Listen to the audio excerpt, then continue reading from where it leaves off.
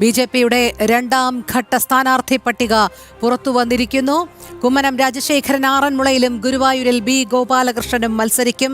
വളരെ കൃത്യമായി തന്നെയുള്ള വിലയിരുത്തലുകളുടെ അടിസ്ഥാനത്തിലാണ് സ്ഥാനാർത്ഥി പട്ടിക രണ്ടാം ഘട്ടത്തിൽ പുറത്തു വന്നിരിക്കുന്നത്. എല്ലാ അഭ്യൂഹങ്ങൾക്കും വിരാമമായി കൊണ്ട് തന്നെയാണ് പ്രാദേശികമായി ആരെയൊക്കെ നിർത്തണമെന്നുള്ള കൃത്യമായ വിലയിരുത്തലുകളുടെ അടിസ്ഥാനത്തിൽ തന്നെയാണ് ഇപ്പോൾ സ്ഥാനാർത്ഥി പട്ടിക വന്നിരിക്കുന്നത്. കാസർഗോഡ് ML അശ്വിനി, കല്യാശ്ശേരിയിൽ AV സനൽകുമാറിൽ തുടങ്ങി അങ്ങനെ എല്ലാ പ്രമുഖരും അണിനിരക്കുന്ന ഒരു സ്ഥാനാർത്ഥി പട്ടികയാണ് രണ്ടാം ഘട്ടത്തിൽ വന്നിരിക്കുന്നത്. എറണാകുളത്ത് PR ശിവശങ്കർ മത്സരിക്കുന്നു. ആറന്മുളയിൽ കുമ്മനം രാജശേഖരൻ, കുണ്ടറയിൽ റോബിൻ രാധാകൃഷ്ണൻ, ഗുരുവായൂരിൽ അഡ്വക്കേറ്റ് ബി ഗോപാലകൃഷ്ണൻ എന്നിങ്ങനെ നീളുന്നു. കൂടുതൽ വിലയിരുത്തലുകളുമായി ന്യൂസ് ഡെസ്കിൽ നിന്നും ഗൗതം അനന്തനാരായണൻ കൂടി ചേരുന്നുണ്ട്. ഗൗതം, വളരെ ചിട്ടയായ കൃത്യമായ രണ്ടാം ഘട്ട NDA സ്ഥാനാർത്ഥി പട്ടിക കൂടി പുറത്തു വന്നിരിക്കുകയാണ്. നമുക്ക് എങ്ങനെ വിലയിരുത്താം? നിലവിലെ രാഷ്ട്രീയ സാഹചര്യത്തിൽ നമ്മൾ കണ്ടതാണ് LDFിലും UDFിലും നേരിടുന്ന പ്രതിസന്ധി. എല്ലാ തരത്തിലുമുള്ള അഭിപ്രായ ഭിന്നതകളും മറനീക്കി അവർക്കിടയിൽ പുറത്തു വരുന്നു. പരസ്യ പ്രഖ്യാപനങ്ങൾ ഉണ്ടാകുന്നു, പോർവിളികൾ ഉണ്ടാകുന്നു. അവിടെയാണ് NDA വ്യത്യസ്തത പുലർത്തുന്നത്. കൃത്യമായ അവലോകനത്തോടുകൂടി പ്രാദേശിക തലത്തിലുള്ള സ്വാധീനം മനസ്സിലാക്കി കൃത്യമായ ജനപ്രതിനിധികൾ ആരായിരിക്കണം എന്നുള്ള വിലയിരുത്തലിന്റെ അടിസ്ഥാനത്തിൽ രണ്ടാം ഘട്ട സ്ഥാനാർത്ഥി പട്ടിക പുറത്തു വന്നിരിക്കുന്നുവെന്ന് തന്നെയല്ലേ മനസ്സിലാക്കേണ്ടത്?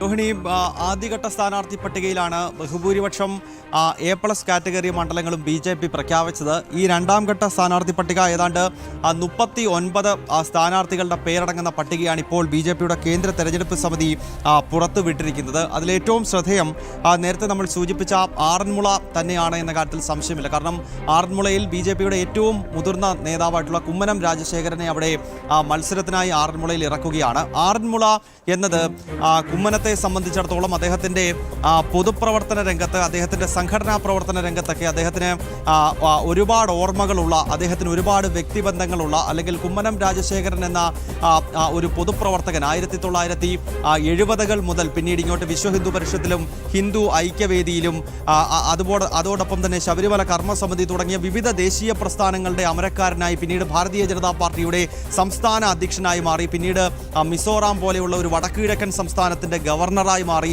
അങ്ങനെ സ്വന്തം പ്രൊഫൈലിൽ ഒരുപാട് കാര്യങ്ങൾ സാമൂഹിക പ്രവർത്തനവുമായി ബന്ധപ്പെട്ട് ചൂണ്ടിക്കാണിക്കാനുള്ള കുമ്മനം രാജശേഖരൻ്റെ പൊതുപ്രവർത്തന ജീവിതത്തിൽ തന്നെ അദ്ദേഹത്തിൻ്റെ അടയാളപ്പെടുത്തുന്ന ഒരു സ്ഥലമാണ് തിരുവാറുമുളയപ്പൻ്റെ പേരിലുള്ള ആറന്മുള നിയോജക മണ്ഡലം എന്ന കാര്യത്തിൽ സംശയമില്ല. കാരണം ആറന്മുള വിമാനത്താവളത്തിനെതിരായിട്ടുള്ള സമരം പരിസ്ഥിതി പ്രവർത്തകരെയും അതോടൊപ്പം തന്നെ നമ്മുടെ സംസ്കൃതിയെയും പൈതൃകത്തെയും ഒക്കെ സ്നേഹിക്കുന്ന ആയിരക്കണക്കിന് ആളുകളെ ഒരുമിപ്പിച്ചുകൊണ്ട് അന്ന് അദ്ദേഹത്തിൻ്റെ നേതൃത്വത്തിൽ നടന്ന ആറന്മുള വിമാനത്താവള വിരുദ്ധ സമരം ഭാരതത്തിലെമ്പാടും ശ്രദ്ധ നേടുകയും മാധവ ഗാഡ്ഗിലിനെ പോലെയൊക്കെയുള്ള ലോക പ്രശസ്തരായ പരിസ്ഥിതി പ്രേമികൾ ഉൾപ്പെടെ സുഗതകുമാരി ടീച്ചറിനെ പോലുള്ളവരൊക്കെ ആ കുമ്മനം ഉയർത്തിവിട്ട ആ ഒരു പ്രതിഷേധ ജ്വാലയുടെ ബാറ്റൺ ഏറ്റെടുക്കുന്ന ഒരു കാഴ്ചയൊക്കെ നമ്മൾ കണ്ടിട്ടുണ്ട്.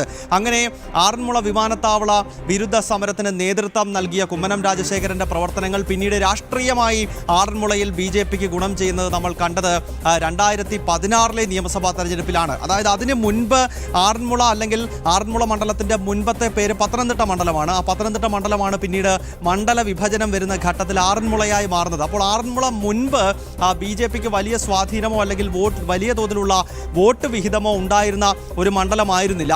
പക്ഷേ 2016 അവിടെ MD രമേശ് മത്സരിക്കുന്ന ഘട്ടത്തിൽ BJPയുടെ ഇപ്പോഴത്തെ സംസ്ഥാന ജനറൽ സെക്രട്ടറി ആയിട്ടുള്ള MD രമേശ് 2016 മത്സരിക്കുമ്പോൾ വലിയ തോതിൽ വോട്ട് വിഹിതം ഉയർന്നു. ഏതാണ്ട് 36,000-ലധികം വോട്ടുകൾ പിടിക്കുന്ന ഒരു A+ കാറ്റഗറിയിൽ BJPക്ക് ചൂണ്ടിക്കാണിക്കാൻ കഴിയുന്നൊരു മണ്ഡലമായി ആറന്മുള മണ്ഡലം മാറുകയാണ്. അതിൽ സുപ്രധാനമായത് കുമ്മനം രാജശേഖരൻ്റെ നേതൃത്വത്തിൽ നടന്ന ആറന്മുള വിമാനത്താവള വിരുദ്ധ സമരം. ആ പൈതൃക ഗ്രാമത്തെ സംരക്ഷിക്കുവാൻ വേണ്ടി KGS ഗ്രൂപ്പ് എന്ന ഒരു വലിയ കോർപ്പറേറ്റ് ഭീമന്മാർ ആറന്മുളയുടെ പൈതൃക മണ്ണിനെ ഇല്ലാണ്ടാക്കാൻ വരുമ്പോൾ പരിസ്ഥിതി സ്നേഹികളെ ഒരുമിപ്പിച്ചുകൊണ്ട് ആ വിമാനത്താവള വിരുദ്ധ സമരത്തിന് ചുക്കാൻ പിടിച്ച കുമ്മനം രാജശേഖരൻ്റെ ഇടപെടലാണ് ആറന്മുളയിൽ BJPക്ക് വിജയിക്കാൻ കഴിയുന്ന രീതിയിലുള്ള വോട്ട് വിഹിതം അവിടെ വർദ്ധിപ്പിക്കുന്നതിലേക്ക് കാര്യങ്ങൾ മാറിയത്. അങ്ങനെ 2016-ൽ MD രമേശ് മത്സരിക്കുന്ന ഘട്ടം മുതൽ പിന്നീട് ഓരോ തെരഞ്ഞെടുപ്പിലും ആറന്മുള നിയമസഭാ മണ്ഡലത്തിൽ BJPയുടെ വോട്ട് ഷെയർ വർദ്ധിക്കുകയോ അല്ലെങ്കിൽ ഇരു മുന്നണികൾക്ക് തലവേദനയാകുന്ന രീതിയിൽ കാര്യങ്ങൾ എത്തുകയോ ചെയ്യുന്നുണ്ടായിരുന്നു. 2019-ലെ ലോക്സഭാ തെരഞ്ഞെടുപ്പ് കാലത്ത് നമുക്കറിയാം,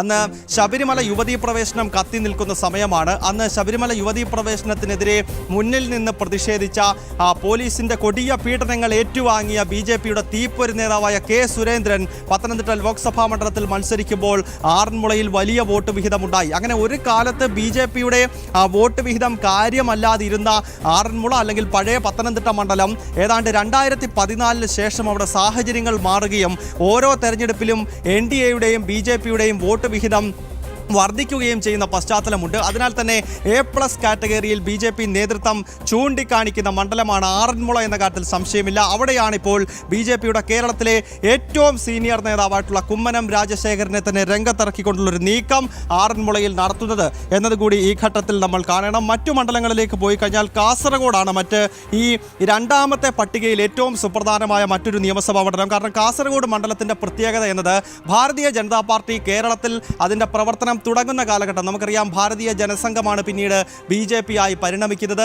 1980 ഏപ്രിൽ മാസത്തിൽ അഖിലേന്ത്യാ തലത്തിൽ ഭാരതീയ ജനതാ പാർട്ടി എന്ന പുതിയ പാർട്ടി പിറന്നു വീഴുമ്പോൾ മുതൽ തന്നെ കേരളത്തിൽ അതിൻ്റെ പ്രവർത്തനമുണ്ട്. അന്ന് മുതൽ ഇങ്ങോട്ടുള്ള ഓരോ നിയമസഭാ തെരഞ്ഞെടുപ്പിലും കേരളത്തിൽ BJP രണ്ടാം സ്ഥാനത്തെത്തുന്ന മണ്ഡലങ്ങളിൽ ഒന്നാണ് കാസർഗോഡും അതോടൊപ്പം തന്നെ കാസർഗോഡ് ജില്ലയിലെ മഞ്ചേശ്വരവും. അതായത് 1987 മുതലുള്ള തെരഞ്ഞെടുപ്പുകളിൽ കാസർഗോഡ് BJP രണ്ടാം സ്ഥാനത്തെത്തുന്നു. പക്ഷേ അവിടെ ക്രോസ് വോട്ടിങ്ങിലൂടെ വലിയ തോതിലുള്ള ചില നീക്കങ്ങൾ ഈ രണ്ട് മുന്നണികളും നടത്തുന്നതിനാലാണ് കാസർഗോഡ് BJPക്ക് കപ്പിനും ചുണ്ടിനുമിടയിൽ എല്ലാ തെരഞ്ഞെടുപ്പിലും സീറ്റ് നഷ്ടപ്പെടുന്നത്. ഏതായാലും ഈ തവണ ക്രോസ് വോട്ടിങ്ങിനെ ഉൾപ്പെടെ അതിജീവിച്ചുകൊണ്ട് കാസർഗോഡിൻ്റെ മണ്ണിൽ താമര വിരിയിക്കും എന്ന ലക്ഷ്യം BJPക്കുണ്ട്. അതിനാൽ തന്നെ കാസർഗോഡ് ജില്ലയിലെ രണ്ട് പ്രധാനപ്പെട്ട മണ്ഡലങ്ങൾ, ഒന്ന് മഞ്ചേശ്വരമാണ്. അത് ആദ്യ പട്ടികയിൽ തന്നെ മഞ്ചേശ്വരത്തെ ഉൾപ്പെടുത്തിയിരുന്നു. അവിടെ K. സുരേന്ദ്രൻ എന്ന ഒറ്റ പേരാണ് ഉണ്ടായിരുന്നത്. കാരണം അത് നമുക്കറിയാം, 89 വോട്ടുകൾക്ക് മാത്രമാണ് സുരേന്ദ്രൻ അവിടെ 2016-ൽ പരാജയപ്പെട്ടത്. 2021-ലേക്ക് വരുമ്പോൾ കേവലം 750 വോട്ടുകൾക്ക് മാത്രം BJPക്ക് നഷ്ടപ്പെട്ടൊരു സീറ്റാണ് മഞ്ചേശ്വരം. അതിനാൽ അവിടെ ഈ തവണയും K. സുരേന്ദ്രനെ തന്നെ പരീക്ഷിക്കുന്നു. ഈ തവണ ആ വിജയം ഉറപ്പിക്കും എന്ന ആത്മവിശ്വാസമുണ്ട്. അതോടൊപ്പം മഞ്ചേശ്വരം പോലെ തന്നെ പ്രാധാന്യമുള്ള മറ്റൊരു മണ്ഡലമാണ് ഈ വടക്കൻ കേരളത്തിലെ കാസർഗോഡ് എന്ന് പറയുന്നത്. അവിടെ ML അശ്വനിയെ മത്സരിപ്പിക്കുകയാണ്. അശ്വനി BJPയുടെ ഒരു യുവ മുഖമാണ്. കാസർഗോഡ് ശരി ഗൗതം, നമുക്ക് അതിലേക്ക് എത്താം. ഗൗതം, ദയവായി തുടരുക. ഇപ്പോൾ